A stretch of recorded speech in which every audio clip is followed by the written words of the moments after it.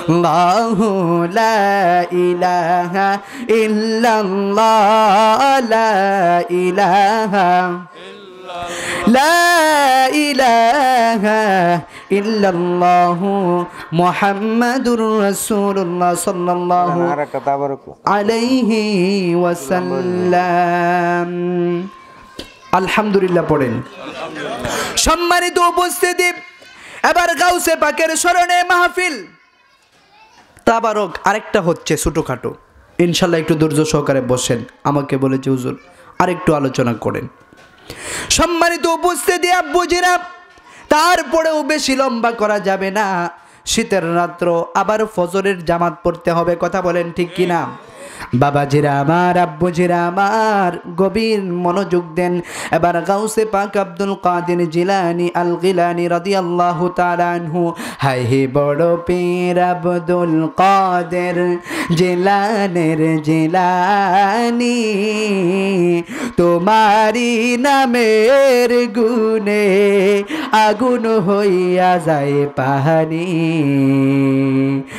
আগুন হইয়া যায় পানি, কথা বলেন ঠিক কিনা?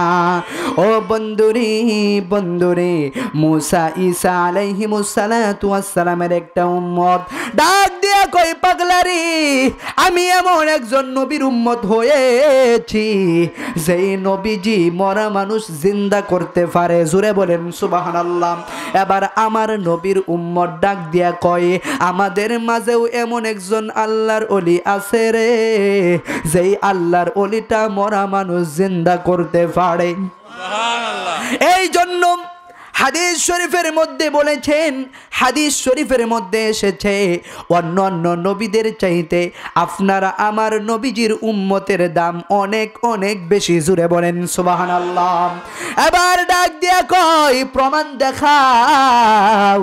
এবার প্রমাণ দেখাইতে যায়া আব্দুল কাদের জিলানী রাদিয়াল্লাহু তাআলা আনহুর কাছে ডাক দিয়া কয়, হুজুর, ও হুজুর, আমি একটা ফেসের মধ্যে পইরা গেছি। যে কি ফেস? কয়, ঈসা নবীর এক উম্মতের সাথে আমার ঝগড়া হয়ে গেছে। সে বলতেছে তার যে নবী ঈসা, সে মরা মানুষ জিন্দা করতে পারে। আমি বলেছি আমাদের নবীর উম্মত একজন আছেন, তিনিও মরা মানুষ জিন্দা করতে পারেন। এখন হুজুর আপনাকে যাইতে হবে। সুবহানাল্লাহ পড়েন। এবার আব্দুল কাদের জিলানী রাদিয়াল্লাহু তাআলা আনহু গেলেন। জায়সাইরা দেখতেছে একটা কবরের পাশে এক বুড়া মহিলা কান্দে। জুড়ে বলেন সুবহানাল্লাহ। বুড়া মহিলা কি করে? কান্দতেছে, কবরের পাশে বসে বসে কান্দে। আমার আব্দুল কাদের জিলানী রাদিয়াল্লাহু তাআলা আনহু ডাক দিয়া কই, ও মা, আপনি কেন কান্দতেছেন? কয়, আমি কাঁদতেছি একটা মাত্র কারণে, এই কবরটা হলো আমার সন্তানের কবর। সুবহানাল্লাহ পড়েন। আমার সন্তানের কবর, কবরের মধ্যে দাঁড়ায়া বইসা বইসা আমি সব সময় শুধু কান্দি। কই, কেন কান্দেন? কই, আমার এই সন্তান ছাড়া আমাকে লালন পালন করার মতো, দেখাশোনা করার মতো আর কোনো ছেলে নাই, আর কোনো আমার আত্মীয় স্বজন নাই, এই জন্য আমি কান্দি। কয়, আপনার ছেলেটা যদি জীবিত হয়ে যায় তাহলে আপনি কি খুশি নি? কই, হ্যাঁ আমি বড় খুশি। জোরে বলেন সুবহানাল্লাহ। এবার আমার আব্দুল কাদের জিলানী রাদিয়াল্লাহু তাআলা আনহু কবরের পাশে দাঁড়ায়া দাঁড়ায়া ডাক দিয়া বলতেছে, কুম বিইযনিল্লাহ, জিন্দা হয়ে যাও কবরওয়ালা ব্যক্তি, জিন্দা হয়ে যাও, আল্লাহর অর্ডারে তুমি জিন্দা হয়ে যাও। জোরে বলেন সুবহানাল্লাহ। এবার ওই ব্যক্তি, যুবক ছেলে, কবর থেকে উঠেছে, আগুন শরীরের, সারা শরীরের মধ্যে আগুন দাউ দাউ করে জ্বলতেছে। এমন অবস্থায় কবর থেকে উঠেছে। কই, কি অবস্থা তোমার কবরের? কই, হুজুর দেখেন আমার অবস্থা কেমন। কবরের আযাব বড় ভয়াবহ আযাব, এই আযাব আমি সইতে পারি না। দেখেন কবরের আযাব বড় কঠিন। ও মুরব্বী বাবারা, চিন্তা ভাবনা করেন, করে দেখেন আপনার মতো কত মুরব্বী কবরে শুয়ে আছে। একদিন আপনার দাদা ছিল, যার হাতে আঙ্গুলে ধরে ধরে আপনি হাটে বাজারে দোকানপাটে যাইতেন। উনি চলে গেছে, চলে যাওয়ার পরে আপনি যাকে বাবা বাবা বলে ছোট থেকে বড় হয়েছেন, ওই বাবার পিছে পিছে ঘুরতেন। তাকায়া দেখেন আজকে আপনার বাবাও কবরে চলে গেছে। একদিন আসবে আপনিও কবরে চলে যাবেন। আপনার কবরের সাথী দুনিয়ার কোনো মানুষ হবে না। হবে? দুনিয়ার কোনো মানুষ হবে না। এই জন্য মুরব্বীরা বলেছে, কবরেরই আযাব যদি মানুষ দেখিত, কবরেরই আযাব যদি মানুষ দেখিত, ঘরবাড়ি সারিয়া পাগল হইত, ঘরবাড়ি সারিয়া পাগল। কই হুজুর, আমার কবরটা বড় কষ্টের কবর, আমি আযাবে গজবে আছি। কই কেন আযাবে গজবে আছো? কই আমি আমার মায়ের সাথে বেয়াদবি করেছি, এই জন্য আমি কবরের মধ্যে আযাবে আছি। তোমার মায়ের কাছে মাফ চাও, মা আমাকে মাফ করে দেও। মা তো সন্তানের চেহারা দেখাই কানতে কানতে বেহুশ হয়ে গেছে। দুনিয়ার জমিনের মধ্যে নিঃস্বার্থভাবে দুইটা মানুষ কাজ করে, একটা হলো মা আর একটা হলো বাবা। কথা বলেন ঠিক কিনা? সন্তান যত খারাপ হই হোক না কেন, দুনিয়ার সব মানুষ সন্তানকে দূরে ঠেলে দিতে পারে, কিন্তু মা আর বাবা তারা দুইজন কখনো পারে না। কথা বলেন ঠিক কিনা? যতই খারাপ হই হোক না কেন, মা বাবা ডাক দিয়া বলে, সন্তান আমার কাছে আয়, দুনিয়ার কোনো মানুষ তোকে ভালো পাওয়ার দরকার নাই, আমি তোকে আদর যত্ন করে রাখবো। কথা বলেন ঠিক কিনা? কিছু কিছু মানুষ দেখা যায় সন্তান যখন অসুস্থ হয়, সন্তানের বউ তাকে রাইখা একদিন, দুই দিন, এক সপ্তাহ, 2 সপ্তাহ খেদমত করার পরে বলে, তোমার খেদমত আর আমি করতে পারবো না, তোমার দিন তুমি দেখো, আমার দিন আমি দেখি। কথা বলেন ঠিক কিনা? এমনিভাবে বউয়ে স্বামীকে লাথি মাইরা বিদায় হয়ে যায়। কিন্তু ছোট্ট একটা সনের ঘরের মধ্যে মা শুয়ে থাকে, নিজের কাপড় চুপড় গুলাও ভালোভাবে সুন্দর কইরা ডাইকা রাখতে পারে না, অবস্থা কাহিল, বয়স বেশি হয়ে গেছে। ওই মা কুড়ে ঘর থেকে, সনের ঘর থেকে ডাক দিয়া বলে, বাবা তোর বউ চলে গেছে, চিন্তার কোনো কারণ নাই, আমি মা তোর খেদমত করমু, আছে না নাই? এই জন্য মা এবং বাবার খেদমতের দরকার, আছে না নাই? 10 মাস 10 দিন মায়ে গর্ভে দিল ঠাই, রক্ত মাংস খাইয়া যেন এলাম দুনিয়ায়, ভূমিষ্ঠ হইয়া আমি উঠিলাম কান্দিয়া, শান্ত করিল মায়ের বুকের দুগ্ধ দিয়া। কথা বলেন ঠিক কিনা? অসুখ হলে দেখি চাইয়া, আমার মাই রইছে বিছা নাই ফইরা রে, আমায় আল্লাহ যাও গলয়া, সন্তানের নিও না, দুঃখের দরদি আমার জনম দুঃখী মা। যুবক ভাই, মুরব্বী বাবারা, কথা বলেন ঠিক কিনা? যাদের মা নাই, দুনিয়ার জমিন থেকে বিদায় হয়ে গেছে, তারা প্রতি শুক্রবারে ফজরের জামাত আদায় করার পরে কুরআন তিলাওয়াত করবেন, মা এবং বাবার কবরের পাশে দাঁড়ায়া দাঁড়ায়া মায়ের জন্য দোয়া করবেন, বাবার জন্য দোয়া করবেন। দেখবেন আমার আল্লাহ আপনার মা এবং বাবাকে জান্নাতের উচ্চ মাকাম দান করবে। জুড়ে বলেন সুবহানাল্লাহ, সুবহানাল্লাহ, আলহামদুলিল্লাহ, ইল্লাল্লাহ, সুবহানাল্লাহ, আলহামদুলিল্লাহ, লা ইলাহা লা ইলাহা লা ইলাহা ইল্লাল্লাহ সুবহানাল্লাহ লা ইলাহা। এবার আব্দুল কাদের জিলানী রাদিয়াল্লাহু তাআলা নু ডাক দিয়া কই আপনি বলেন আপনার মরণের সময় কেমন হয়েছিল? কই হুজুর মরণের কথা বইলেন না, মরণের কথা যখন মনে হয় অন্তরটা ছিঁড়া যাইতে থাকে। তবে আমি চিন্তা করতেছি আপনি যে আমারে কবর থেকে জিন্দা করলেন, একটু পরেই তো আবার আমার জানটা মালাকুল মউত আইসা নিয়া যাবে, আজরাইল আলাইহিস সালাতু ওয়াস সালাম নিয়া যাবে।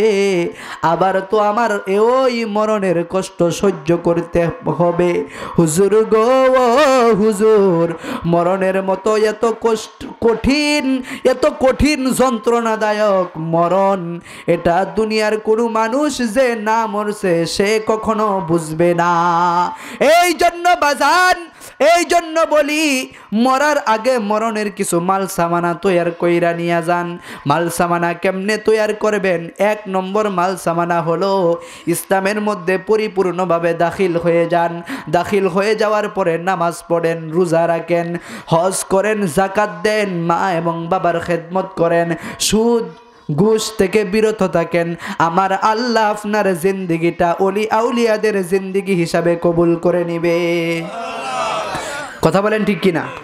এবার আব্দুল কাদের জিলানী রাদিয়াল্লাহু তাআলা আনহু ওই মৃত ব্যক্তিকে জিন্দা করে দিলেন। জুড়ে বলেন সুবহানাল্লাহ। তাহলে বোঝা গেল আল্লাহর ওলি যারা হয় তাদেরকে ক্ষমতা আমার আল্লাহ সুবহানাহু ওয়া তাআলা কতটুকু দিয়েছেন সেটা আমার আল্লাহ আর ওই আল্লাহর ওলি ভালো জানে। কথা বলেন ঠিক কিনা? আল্লাহর ওলিদের সম্মান ইজ্জত করতে হবে, আল্লাহর ওলিদের হাতে হাত রেখে বায়াতে রসুল গ্রহণ করতে হবে। কেন না? কারণ আপনি যেই দিন মরে যাবেন, ইন্তেকাল করবেন, হাসরের মাঠে আমার আল্লাহ সুবহানাহু ওয়া তাআলা আপনার পীরকে উসিলা করে হলেও আপনাকে মাফ করে দিবে। কারণ আল্লাহ বলেছে ইয়া আইয়ুহাল্লাযীনা আমানু বিতাগু ইলাইহিল ওয়াসিলা। হাসরের মাঠে আমার আল্লাহ শুধু কি খুঁজবেন? উসিলা খুঁজবেন। বান্দা কোন কাজটা আল্লাহর জন্য করেছে, কোন কাজটা তার রসুলের জন্য করেছে, ওই কাজটাই আমি আল্লাহর দরবারে কবুল করে নিব। আর কঠিন হাসরের মাঠে বান্দাকে মাফ করে জান্নাতের উচ্চ মাকাম দান করব। উচ্চ আওয়াজে বলেন সুবহানাল্লাহ। আর একটু জোরে বলেন ইয়া রাসূলুল্লাহ। মোহাব্বতে একটু জিকির করুন আল্লাহ আল্লাহ আল্লাহ আল্লাহ আল্লাহ আল্লাহ আল্লাহ আল্লাহ। মদিনা আশিকো মুমিনের ঠিকানা মাশাআল্লাহ আল্লাহ আল্লাহ আল্লাহ আল্লাহ। দিদার চেয়ে কাঁদো তোমরা, দিদার চেয়ে কাঁদো তোমরা, হও না নবীর দিওয়ানা। মদিনা মদিনা আশিকো মুমিনের ঠিকানা মাশাআল্লাহ আল্লাহ আল্লাহ আল্লাহ আল্লাহ আল্লাহ আল্লাহ আল্লাহ আল্লাহ আল্লাহ। अपने मेहर बन गो नबीजी, अपने मेहर बान ओ गो नबीजी, अपने ही दया बहान मरहबा अल्लाह अल्लाह। नयने একবার দেখিলে, নয়নে একবার দেখিলে জুরাইতাম ফরান ও গো নবীজি আপনি মেহেরবান। আল্লাহ আল্লাহ কত কষ্ট করলেন নবীজি উহুদের ময়দান, হায় হায় কত কষ্ট করলেন নবীজি উহুদের ময়দান। মাশাআল্লাহ দন্ত মুবারক শহীদ করলেন কাফের বেঈমান, ও গো নবীজি আপনি মেহেরবান। মাশাআল্লাহ আল্লাহ আল্লাহ আল্লাহ আল্লাহ আল্লাহ আল্লাহ আল্লাহ আল্লাহ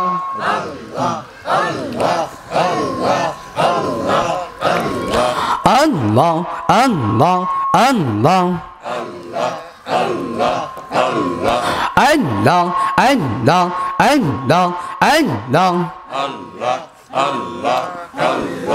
আল্লাহ আল্লাহ আল্লাহ আল্লাহ লা ইলাহা ইল্লাল্লাহু মুহাম্মাদুর রাসূলুল্লাহ সাল্লাল্লাহু আলাইহি ওয়াসাল্লাম। আসুন সকলেই নবীজিকে দাঁড়ায়া সালাম জানাইয়া নবী পরে সালাম আয়া হাবিব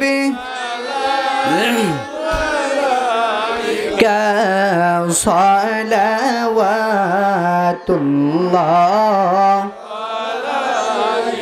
নবী গো ও গো মায়ার নবীজি আপনি যে আল্লাহর পিয়ারা আমিনার নয়নের তারা উম্মতের কলিজার টুকুরা তাই সালাম জানাই আমরা ইয়া নবী সালামু আলাইকা ইয়া রাসূল সালামু আলাইকা ইয়া হাবিবি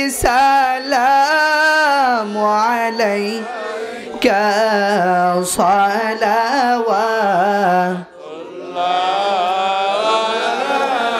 নবী গো ও গো মায়ার নবীজি আপনি যে মদিনা হইতে সব কিছুই পারেন দেখিতে মুদের লাশ কবরে রাখিলে নবী লয়েন গো গোলাম বলে ইয়া নবী সালামু আলাইকা ইয়া রাসূল সালামু আলাইকা ইয়া হাবিবি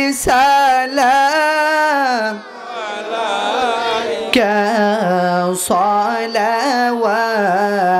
সালাওয়াতুল্লাহ আপনি যে আরশের মেহমান সেটাই ডাকিলেন প্রভু রহমান জানাইলেন আহলান ওয়া সাহলান আপনি যে বাদশাহ দুজাহান ইয়া নবী সালামু আলাইকা ইয়া রাসূল সালাম আলাইকা ইয়া হাবিবি সালামু আলাইকা সালাওয়াতুল্লাহ يا ربي صل وسلم دائما ابدا على حبيبك خير الخلق كلهم بجرب من درود السلام برغزيد نبي پر اپنی مدم بلغ العلا بكماله كشف الدجى بجماله حسنت جميع خصاله صلوا عليه وآله সম্মানিত মুসল্লিয়ান মুরব্বিয়ান বাবারা আল্লাহর ওলিদের স্মরণে মাহফিল এমন মাহফিলে সকলেই আসবেন জীবনের গুনাহগুলি মাফ করানোর জন্য বেশিতে বেশি করে তাওবা করবেন একটা আমল সব সময় মনে রাখবেন সেটা হলো আপনি যেমনিভাবে ঘর যদি তালা লাগানো থাকে চাবি ছাড়া যেমনিভাবে খোলা সম্ভব না নামাজ ছাড়া জান্নাতে যাওয়া সম্ভব না কারণ নামাজ হলো আসসালাতু মিফতাহুল জান্নাহ আসসালাতু মিফতাহুল জান্নাহ নামাজ হলো বেহেশতের চাবি সম্মানিত সুধী এই জন্য সকলে নামাজ পড়বেন যাদের পিতামাতা বেঁচে আছে তাদের বেশিতে বেশি খেদমত করবেন কারণ হাদিস শরীফের মধ্যে এসেছে পিতামাতাই হলো সন্তানের জন্য জান্নাত আবার পিতামাতাই হলো সন্তানের জন্য জাহান্নাম যারা পিতামাতাকে খেদমত করতে পারবে পিতামাতার সন্তুষ্টি অর্জন যারা করতে পারবে তাদের জন্য পিতামাতাই জান্নাত জোরে বলেন সুবহানাল্লাহ আর যারা পিতামাতার সাথে খারাপ আচরণ করবে পিতামাতাকে মানবে না সম্মান করবে না মহাব্বত করবে না ভালোবাসবে না তাদের জন্য পিতামাতাই জাহান্নাম পিতামাতাকে উসিলা করেই ওই ব্যক্তি হাসরের মাঠে জাহান্নামে যাবে এই জন্য সকলে আমল করার চেষ্টা করবেন।